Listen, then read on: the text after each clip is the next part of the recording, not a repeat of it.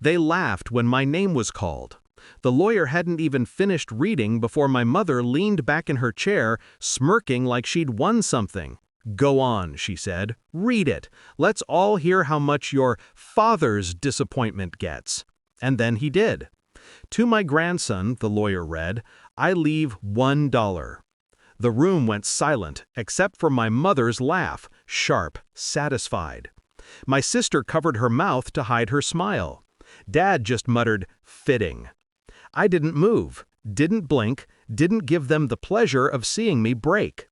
Growing up, I was always the shadow. My sister, Lily, was the golden one, the star, the scholar, the miracle.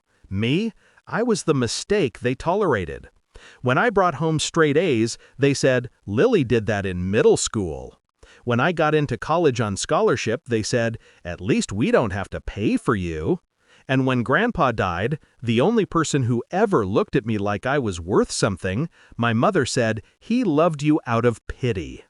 So when I sat in that mahogany-paneled room and heard her laugh while the lawyer handed my sister a $6.9 million inheritance, I didn't feel anger, just clarity, cold, perfect clarity.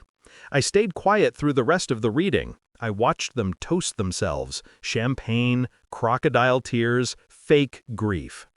My sister even whispered, "Guess he finally saw your true worth." But I noticed something. When the lawyer closed the file, he didn't leave.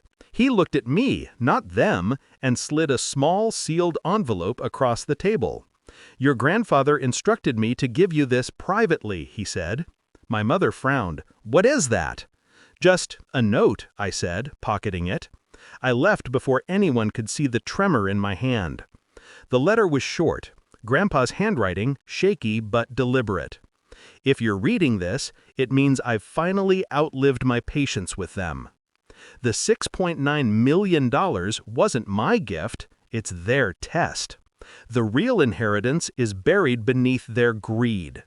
I taught you to look deeper, do that one last time. He ended it with coordinates.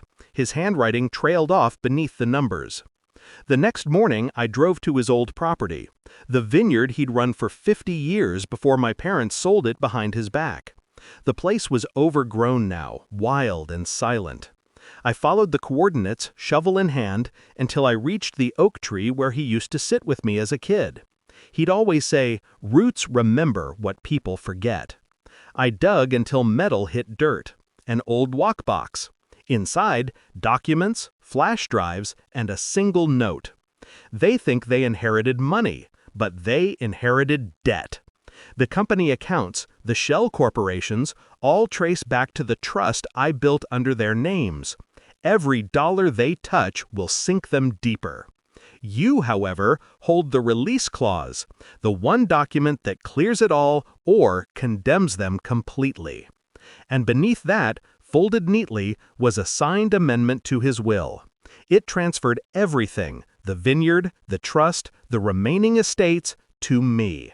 Effective only upon verification of greed.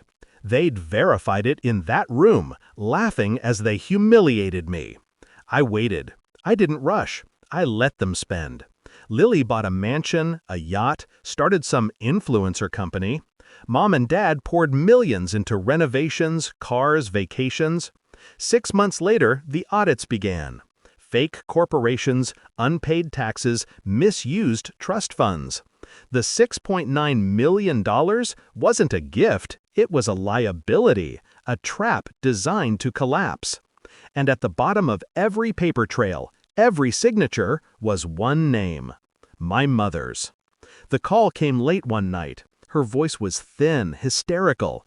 "They're freezing our accounts! The lawyer won't answer! They're saying it's fraud!" I listened in silence. Then I said, "Grandpa warned you. You just never listened."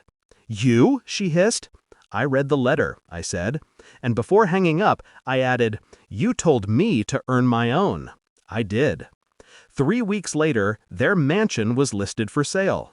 My sister's business folded. My father disappeared into bankruptcy hearings. I bought the vineyard back, under my name this time, restored it, replanted the mines Grandpa once tended with his bare hands. When the harvest came, I sent 1 crate of wine to my parents' new address. The label read, "Roots Remember." I still remember my mother's face at the will reading, that cruel smirk, that flicker of satisfaction when she thought I'd been stripped of everything. Funny how quickly a smile can become a scream. Now, when people ask how I built my fortune, I tell them the truth. I didn't build it. I inherited it the right way. Because some legacies are written in ink, but mine was written in revenge.